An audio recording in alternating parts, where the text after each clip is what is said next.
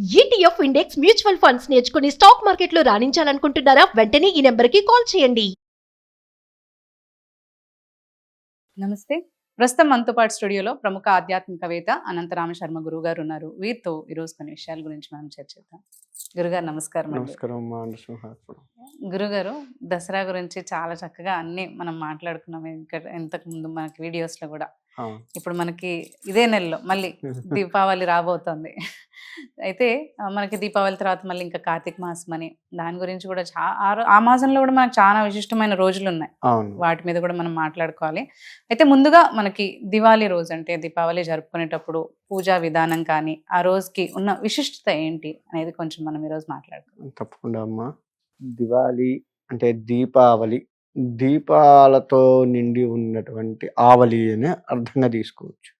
అంటే ఇంటి ముందు ఉన్నటువంటి ప్రదేశం మొత్తం కూడా కరెంటుకు సంబంధించిన లైట్లు వెలుతురులు కాకుండా అచ్చంగా ఆవు నేతితో, ఆవు నెయ్యి అనేది అమృతంతో సమానం. అటువంటి అమృతంతో కూడుకున్నటువంటి వెలుగు ఏదైతే ఉందో అది మన ఇంట్లో లేదు ఇంటి ముందు, దేవుడి దగ్గర ఇటువంటి చోట్ల పెట్టడం వల్ల మన జీవితం మొత్తం కూడా అమృతమయం అయిపోతుంది. ఆ ప్రదేశం మొత్తం కూడా అమృతమయం అవుతుంది. అమృతమయం కావటము అంటే ఇక్కడ మనకు చెప్పేది ఏంటంటే భగవంతుడి ఆశీస్సులు, పితృదేవత ఆశీస్సులు ఈ రెండు కూడా వస్తాయి. అమావాస్య అంటే మన పితృదేవతలు కూడా వస్తారు. కాబట్టి అటు పితృదేవతల ఆశీస్సుల వల్ల వంశాభివృద్ధి అవుతుంది, ఇటు దేవతల ఆశీస్సుల వల్ల ముక్తి కలుగుతుంది. ఈ ఇద్దరి ఆశీస్సులు కావాలి మనకి.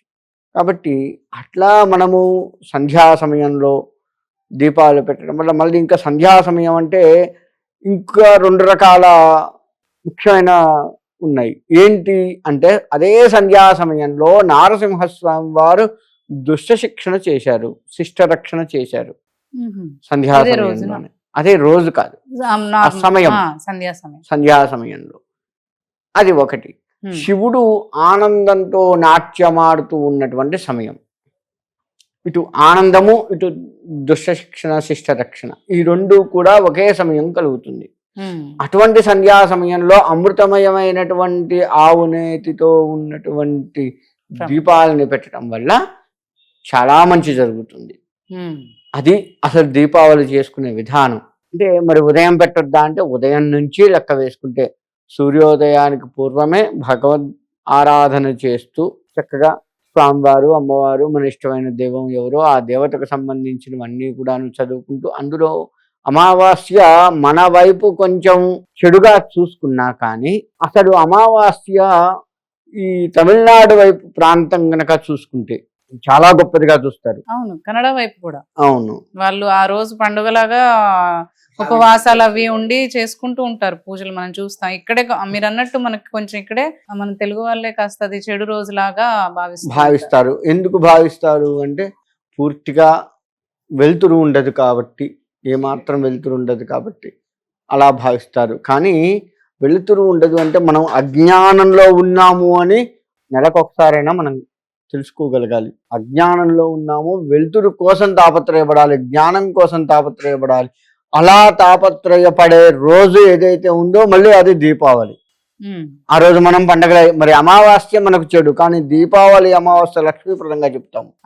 లక్ష్మీప్రదము అంటే ఆర్థికంగానే కాదు, అన్ని రకాలుగా ఇంట్లో ఆనందము లక్ష్మీప్రదమే, ఆరోగ్యము లక్ష్మీప్రదమే, అందరం కలిసిమెలిసి ఉండడము లక్ష్మీప్రదమే, భగవత్ ఆరాధన చేసుకోవాలని బుద్ధి పుట్టడం లక్ష్మీప్రదమే. ఇలా అన్ని లక్ష్మీప్రదాలే. అది మానేసి లక్ష్మీప్రదం అనగానే ఎంతసేపు ధనమే ఆలోచిస్తాం మనం. ఇది అలా లక్ష్మీప్రదంగా మనం చేసుకునేటువంటి రోజు దీపావళి. ప్రాతకాలాన్ని అమ్మవారికి సంబంధించి స్తోత్రములు ఏమన్నా చదవటము, చేయడము చేసి ఆ రోజు ఉపవాసం ఉంటే మంచిది. లేదు అంటే భగవంతుడికి నివేదన చేసింది పదార్థాలు స్వీకరించడం ఉత్తమం. ఒకవేళ సాయంత్రం పూట కేదారేశ్వర పూజ చేసుకోవాలి అన్నా, లేదు ఒకవేళ ఏదైనా లక్ష్మీ పూజ చేసుకోవాలి అన్నా, ఇతరత్ర ఏదైనా పూజలు చేయాలి అనిపిస్తే మాత్రం అలా చేసుకునేవారు మాత్రం ఖచ్చితంగా సాయంత్రం సమయంలో చేయాలి అనుకున్నవారు ప్రతి వారు కూడాను ఉపవాసం ఉండటమే ఉత్తమం. ఉపవాసం ఉండి ఆ పూజ చేసుకున్న తర్వాత భగవత్ నివేదన చేసుకొని మనము భోజనం చేయాలి. ఈ విధంగా చేయడం ఉత్తమం. అంటే ఈ రోజు నార్మల్ గా మనకి ప్రతి నెల అమావాస్య వస్తుంది. ఈ నెలకి ఉన్న ప్రత్యేకత ఏంటి? అందులోనూ మనకి అమావాస్య రోజు సాయంత్రం ప్రత్యేకంగా మనం లక్ష్మీ అమ్మవారిని పూజిస్తూ ఉంటాం. అది ఎందుకు చేస్తా ఉంటాం? కార్తీక మాసానికి ముందు వస్తుంది, ఒకటిగా తీసుకోవచ్చు. ఉమ్, రెండోది, ఈ సంవత్సరానికి ఒకసారి అమ్మవారిని కొలిచే రోజుగా చెప్తాం. ఇంత ఇదిగా మనం అమ్మవారిని కొలుస్తూ చివరికి మనం ఒక చిన్న తప్పు పని కూడా చేస్తున్నాం, అందరం చేస్తున్నాం. ఎక్కువ శాతం చేసే వాళ్ళే ఉన్నారు, కొంతమంది ఉంటారు మహానుభావులు, అందరిని అనకూడదు. మళ్ళీ ఏం చేస్తామంటే క్రాకర్స్ కాలుస్తాము, అందులో లక్ష్మీ బాంబ్ అని ఉంటుంది.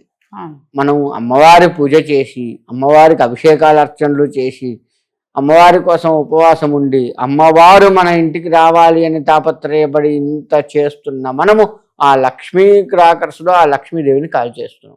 ఇక్కడ చూడండి, మనం ఎంత పెద్ద తప్పు చేస్తున్నాము. మనం కొలిచేదే అమ్మవారిని, లక్ష్మీ అమ్మవారిని, తగలబెట్టేది లక్ష్మీ అమ్మవారిని. అంటే మనం చేసేదానికి అమ్మవారు మెచ్చుకుంటుందా? కాబట్టి నేను ఇచ్చే సలహా ఏంటంటే, ఇది హిందుత్వాన్ని దెబ్బతీసే విధంగా తయారు చేసి ఉన్నటువంటి క్రాకర్. కాబట్టి అటువంటి దాన్ని దయచేసి, ఇన్నాళ్ళు మనం తెలుసో తెలియకో తప్పు చేశాము, ఇక నుంచి అయినా సరే దాన్ని కాస్త దూరం పెట్టి మిగతా ఎన్నో క్రాకర్స్ ఉన్నాయి అవన్నీ కాలుద్దాం, అదొక్కటే ఆపుదాం. ఆ అమ్మవారి బొమ్మ ఉన్నది ఒక్కటే ఆపుదాం. భగవంతుడి బొమ్మ ఉన్నటువంటి ఏ క్రాకరు కాల్చకూడదు.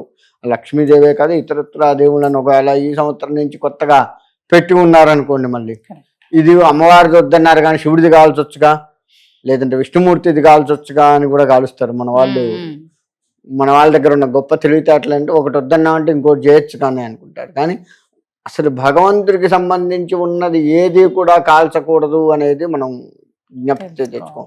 ఉదాహరణకి ఇంట్లో ఏదైనా అమ్మవారి ఫోటోనో స్వామివారి ఫోటోనో కొంచెం ఇబ్బందికరమైంది, అది కొద్దిగా కాలిపోవటమో లేకపోతే బూజు బట్టి ఆగం కావటమో నీళ్లు తడి అయ్యి ఇబ్బంది కావటమో అయితే మనం దాన్ని చాలా జాగ్రత్తగా తీసుకెళ్లి గుళ్ళో పెడతాం కదా, అవునా కదా?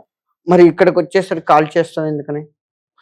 ఈ చిన్న సెంటెన్స్ ఆలోచించట్లేదు జనం. చూడండి, ఉత్తప్పుడు అదే భగవంతుడి ఫోటో ఇబ్బంది కలిగితే దాన్ని జాగ్రత్తగా తీసుకెళ్ళి గుళ్ళో పెడతాము, లేదంటే పారే నదిలో వదిలిపెట్టేసి దాన్ని ఉంచుతాం, పవిత్రంగా చూసుకుంటాం దాన్ని తీసేసేటప్పుడు కూడా.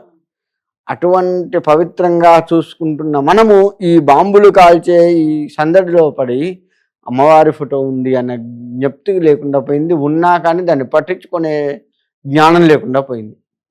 బాంబేగా ఏముందనుకుంటాం కానీ అక్కడ అమ్మవారు ఉంది కదా, అది మనం పట్టించుకోవచ్చు. కాబట్టి మన హిందూ ధర్మానికి వ్యతిరేకంగా తయారు చేసినటువంటి ఏది కూడా మనం చేయకూడదు. చేస్తే మనం పొద్దున్నుంచి చేసిన పూజా ఫలితం ఏదైతే ఉందో, పొద్దున్నుంచే కాదు అసలు మన జీవితంలో అమ్మవారి కోసం పరితపిస్తూ ఉన్నటువంటిది ఏదైతే ఉందో అది మొత్తం కూడా వృధా అవుతుంది.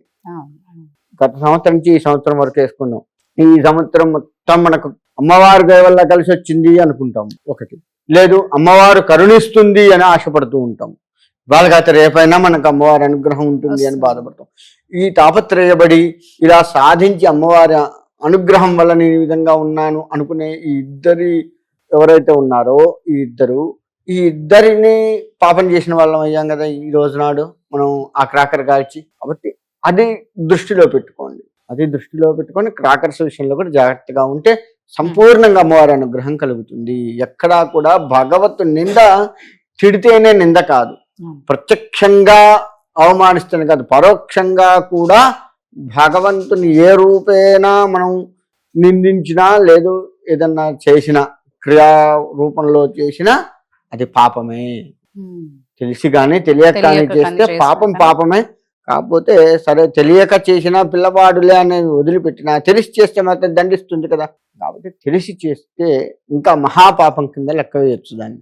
అటు లేకుండా చాలా జాగ్రత్తగా గనక ఉండగలిగితే అమ్మవారి అనుగ్రహం మనం ఎంత తాపత్రయపడ్డామో అది ఖచ్చితంగా మనకు ఇచ్చి మనల్ని చరితార్థుల్ని చేసి ఇంట్లో అందరికీ కూడా లక్ష్మీప్రదం ఉండేట్లుగా చేస్తుంది.